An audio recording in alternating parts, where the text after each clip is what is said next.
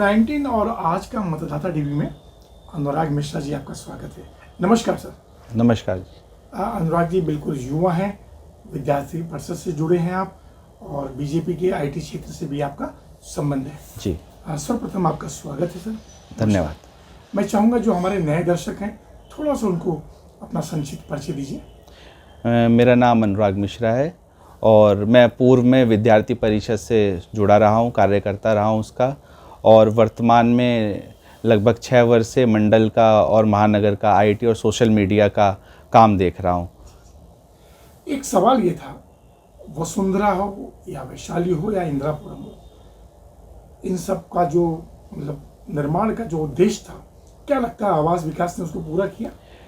देखिए, मेरी पूर्व में भी मैंने योगी जी को भी इस बारे में पत्र लिखा हुआ था और मेरी कुछ इस विषय में लड़ाई भी रही है आवास विकास से। जैसे कि आवास विकास ने हम लोगों को इस सोसाइटी को देने में जो भी उसके पत्रक में लिखी हुई चीज़ें थी कि एक स्टेडियम होगा, एक सरकारी अस्पताल होगा, कम से कम 2 स्कूल होने चाहिए 12वीं तक के, एक कोई अच्छा यहाँ पे कॉलेज होना चाहिए, तो उन सब विषयों पे अभी तो नगर आवास विकास खरा नहीं उतरा है। और पूर्व में हमने कई बार इसके पीछे धरना भी दिया है, कई बार हम लोगों ने ऊपर बात भी पहुंचाई है बड़े पदाधिकारियों से, अपने मंत्रियों से, विधायकों से।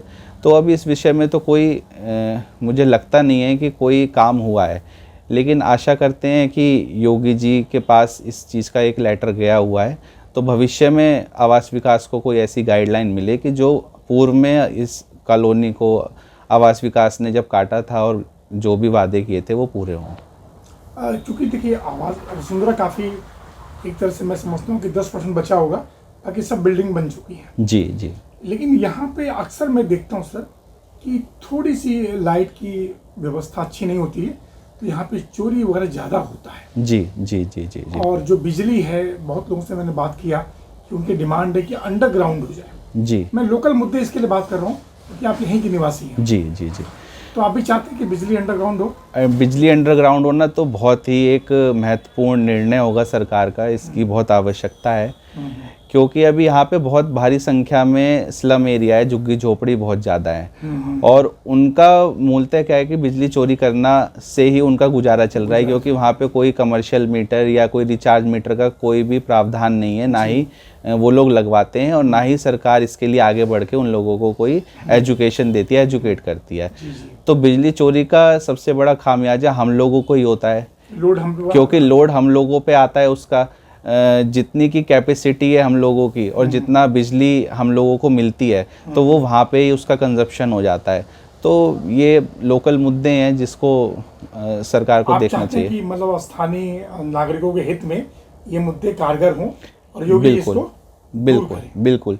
बोले। दूसरा, हम लोग जैसे दिल्ली एनसीआर के पास रह रहे हैं, तो एक प्रदूषण भी यहाँ का एक मेन मुद्दा है और आवास विकास का एक सबसे बड़ा मेन मुद्दा है कि यहाँ पे जिस हिसाब से बिल्डर फ्लोरों का प्रचलन आ गया है, चलन चल रहा है, उससे जो रोडें 100 लोगों के लिए बनी थी, जो सीवर लाइन 200 लोगों के लिए बनी थी, उस पे 1,000 2,000 लोगों का जोर है उस पर।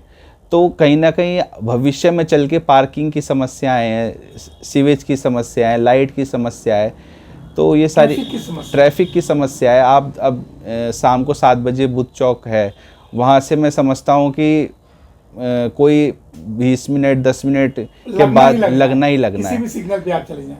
तो एक जिस हिसाब से बिल्डर फ्लोरों का यहाँ अतिक्रमण है, बहुत तेज़ी से बढ़ रहे हैं, तो उन चीज़ों को ध्यान देने की ज़रूरत है। कम से कम यहाँ पे जो साफ सफाई को लेकर जो है, जो वादे किए गए थे, जी, आवास विकास तो सक्रिय नहीं है बिल्कुल, और स्कूल अस्पताल बिल्कुल नदारद है। अभी तो सर मैंने जैसे कि बताया, पूर्व में बहुत सारी एनजीओ ने और भाजपा के पदाधिकारियों ने भी बहुत प्रयास करा है, आरडब्ल्यूए की फेडरेशन है हमारे यहाँ, सब लोगों ने बहुत प्रयास करा है, लेकिन अभी स्कूल, कॉलेज, हॉस्पिटल और एक स्टेडियम, एक क्रीड़ा स्थल, जो कि आवास विकास का एक वादा था वसुंधरा वैशाली को जब काटा गया था, तो अभी उस पर तो अभी हो नहीं पाया है। तो योगी जी थोड़ा सा इस पर कृपा दृष्टि करें जी, और क्षेत्र के निवासियों की ये सौगात बिल्कुल। अभी चर्चा हो रही थी कि जो एम्स का जो सैटेलाइट सेंटर है जी, वो गाजियाबाद में बनेगा जी, शायद वसुंधरा का नाम कहीं कहीं सुनने में आया है जी। अगर वसुंधरा को मिलता है कितना अच्छा रहेगा।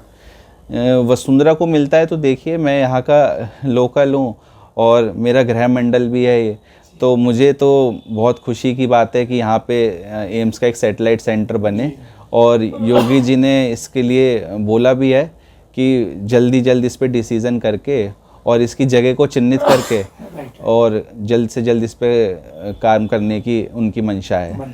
काफ़ी लोगों को लाभ मिलेगा इसका, काफ़ी लोगों को लाभ मिलेगा, क्योंकि आप ये देखिए कि नदी पार उस तरफ एमएमजी भी है, अब डुंडाहेड़ा में भी एक अस्पताल बन गया है, लेकिन हमारे इधर साहिबाबाद है बहुत बड़ा, वसुंधरा, वैशाली, कौशाम्बी, इंद्रापुरम, तो यहाँ पे एक भी अभी अस्पताल प्राइवेट है और आपको पता और प्राइवेट है, तो उसमें तो देखिए हर आदमी उतना सक्षम नहीं है कि अपनी जेब से उसमें इलाज करा सके। तो एक सरकारी अगर अस्पताल बनता है तो स्वाभाविक सी बात है सब लोगों को उसका लाभ मिलेगा।